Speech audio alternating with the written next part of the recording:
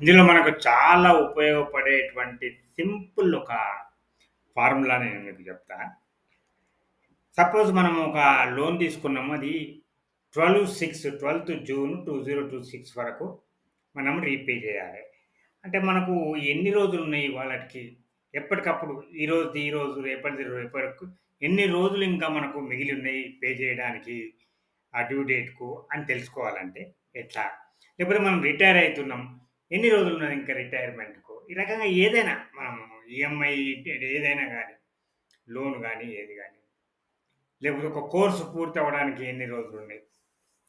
ఇది తెలుసుకోవాలంటే మనము ఇక్కడ ఒక ఫార్ములా ఎంటర్ చేస్తే చూడండి ఎంత ఈజీదో. ఈజ్ ఈక్వల్ టు డేస్ అనే ఫార్ములా ఇది. బ్రాకెట్ ఓపెన్ దేనికి స్టార్ట్ డేట్ ఎండ్ డేట్ ఏంటిది? ఇది ఎండ్ డేట్ మన డ్యూ డేట్.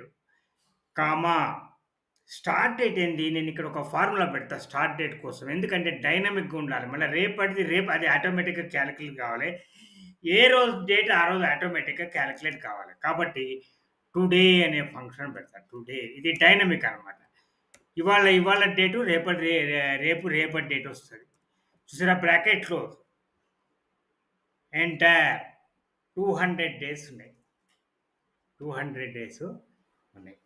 ఈ రకంగా మనకు డ్యూ డేట్‌ను మనకు రిమైండ్ చేయడానికి ఈ చిన్న ఫార్ములా డేస్ అనే ఫార్ములా 2 డేట్స్ మధ్యలో ఎన్ని డేస్ ఉన్నాయో మనకు ఈజీగా చెప్తది.